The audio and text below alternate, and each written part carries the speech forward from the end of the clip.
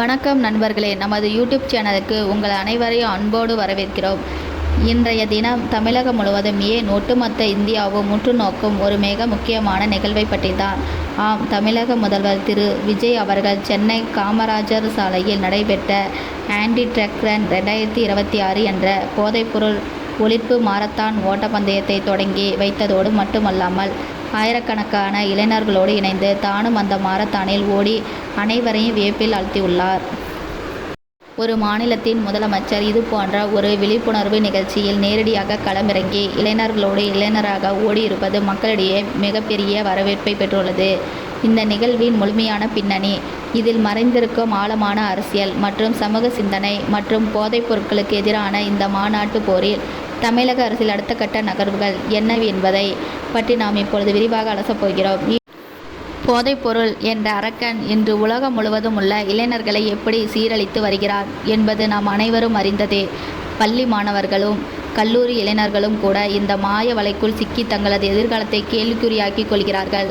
போதைப்பொருள் பயன்பாடு என்பது வெறும் ஒரு தனி மனிதனின் ஆரோக்கியத்தை மட்டும் பாதிப்பதில்லை. அது ஒட்டுமொத்த குடும்பத்தையும் சமுதாயத்தையும் இறுதியில் ஒரு நாட்டின் வளர்ச்சியையும் கடுமையாக பாதிக்கிறது. பல குற்ற செயல்களுக்கு அடிப்படை காரணமாக அமைவதே இந்த போதைப்பொருள் பழக்கம்தான். இப்படிப்பட்ட ஒரு கொடிய அரக்கனை சமுதாயத்திலிருந்து வேறறுக்க வேண்டும் என்ற நோக்கத்தில்தான் ஒவ்வொரு ஆண்டும் ஜூன் 26ஆம் தேதி சர்வதேச போதைப்பொருள் ஒழிப்பு தினமாக உலகம் முழுவதும் கடைபிடிக்கப்படுகிறது. இந்த நாளில் முக்கியத்துவத்தை உணர்த்தும் வகையில் தமிழக இளைஞர்களிடம் மிகப்பெரிய தாக்கத்தை ஏற்படுத்தும் வகையிலும் தான் தமிழ்நாடு விளையாட்டு மேம்பாட்டு ஆணையம் சார்பாக சென்னையில் இந்த மாபெரும் மாரத்தான் ஓட்டப்பந்தயம் ஏற்பாடு செய்யப்பட்டிருந்தது. அதிகாலை நேரத்தில் கடல் அலைகள் ஆர்ப்பரிக்கும் சென்னை காமராஜர் சாலையில் ஆயிரக்கணக்கான இளைஞர்களுக்கும் இளம் பெண்களுக்கும் விளையாட்டு வீரர்களுக்கும் சமூக ஆர்வலர்களுக்கும் திரண்டிருக்க அந்த இடமே ஒரு மாபெரும் திருவிழா கோலம் பூண்டிருந்தது. வெறும் மேடையில் நின்று அறிவுரை கூறுவதோடு நிறுத்தி கொள்ளாமல் ஸ்போர்ட்ஸை எடு, ட்ரெக்கை விடு என்ற மிக ஆழமான அதே சமய இளைஞர்களை இருக்கக்கூடிய ஒரு மாபெரும் முழக்கத்தை அவர் அங்கு பதிவு செய்தார். இது வெறும் வார்த்தைகளால் அல்ல, இது ஒட்டுமொத்த தமிழக இளைஞர்களுக்கான ஒரு தாரக மந்திரமாகவே இன்று மாறியுள்ளது. கைகளில் மதுவையும் போதைப்பொருட்களையும் எடுப்பதற்கு பதிலாக விளையாட்டு உபகரணங்களை எடுங்கள், மைதானத்திற்கு வாருங்கள், உங்கள் உடலையும் மனதையும் ஆரோக்கியமாக வைத்துக் கொள்ளுங்கள் என்ற மிக சிறந்த செய்தியை அவர் இதன் மூலம் கடத்தியுள்ளார். நிகழ்ச்சியின் தொடக்கமாக போதைப்பொருளுக்கு எதிரான மாபெரும் உறுதிமொழி ஏற்பு நிகழ்வு நடைபெற்றது. முதல்வர் விஜய் அவர்கள் முன்னிலையில் அங்கிருந்த ஆயிரக்கணக்கான இளைஞர்களுக்கும் போதைப்பொருளை ஒருபோதும் தொடமாட்டோம் என்றும் போதைப்பொருள் இல்லாத தமிழகத்தை உருவாக்க பாடுபடுவோம் என்று ஒருமித்த குரலில் உறுதிமொழி ஏற்றனர். அந்த காட்சியே பார்ப்பதற்கு மிகவும் உணர்ச்சிகரமாகவும் எதிர்கால தமிழகம் குறித்த ஒரு பெரும் நம்பிக்கையை தருவதாகவும் அமைந்திருந்தது. இதனைத் தொடர்ந்து முதல்வர் விஜய் அவர்கள் கொடியசைத்து இந்த மாரத்தான் ஓட்டப்பந்தயத்தை தொடங்கி வைத்தார். ஆனால் அவர் வெறும் கொடியை அசைப்பதோடு மட்டும் நின்றுவிடவில்லை. யாரும் எதிர்பாராத விதமாக தானும் அந்த இளைஞர்களோடு இணைந்து ஓடத் தொடங்கினார். தன்னுடைய ஃபிட்னஸ் மற்றும் சுறுசுறுப்பால் அனைவரையும் ஆச்சரியப்பட வைத்தார். ஒரு முதல்வர் தங்களோடு இணைந்து ஓடுகிறார் என்ற செய்தி அங்கு கூடியிருந்த இளைஞர்களுக்கும் பல மடங்கு உற்சாகத்தை கொடுத்தது. இந்த மாரத்தான் நிகழ்ச்சியில் முதல்வர் விஜய் அவர்களோடு சேர்ந்து தமிழக அமைச்சரவையின் முக்கிய அமைச்சர்களும் பங்கேற்று ஓடியது இந்த நிகழ்வின் சிறப்பை மேலும் அதிகப்படுத்தியது. குறிப்பாக பொதுத்துறை மற்றும் விளையாட்டுத்துறை அமைச்சர் திரு ஆதவ் அர்ஜுனா, நீர்வளத்துறை அமைச்சர் திரு புஷி ஆனந்த், உணவுத்துறை அமைச்சர் திரு வெங்கட்ராமன் மற்றும் நிதி அமைச்சர் திரு மரிய வில்சன் ஆகியோர் இந்த நிகழ்ச்சியில் பங்கேற்று சிறப்பித்தனர். அரசாங்கத்தின் பல்வேறு துறைகளை சேர்ந்த அமைச்சர்களும் ஒரே மேடையில் ஒரே நோக்கத்தில் இணைந்து செயல்படுவது போதைப்பொருள் ஒழிப்பில் தமிழக அரசு எவ்வளவு தீவிரமாக இருக்கிறது என்பதை காட்டுகிறது.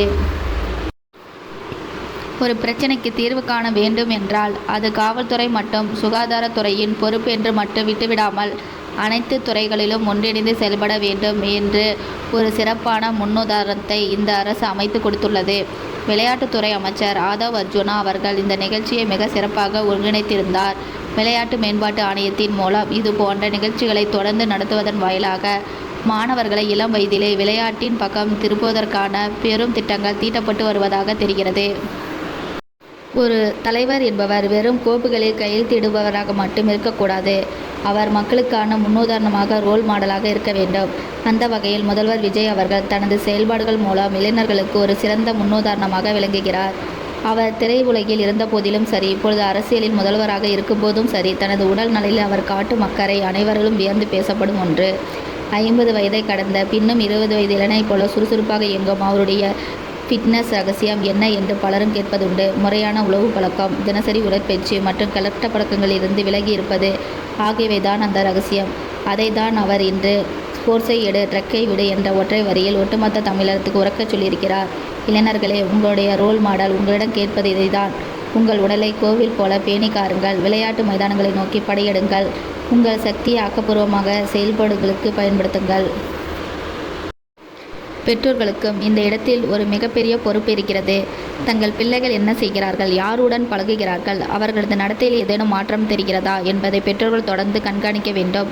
பிள்ளைகளிடம் மனம் விட்டு பேச வேண்டும். அவர்களுக்கு ஏதேனும் மன அழுத்தம் இருந்தால் அதை போக்க உதவ வேண்டும். போதைப்பொருள் என்ற அரக்கன் நம் வீட்டு வாசலை தட்டும் முன்பே நாம் விழிப்படைந்து கொள்ள வேண்டும்.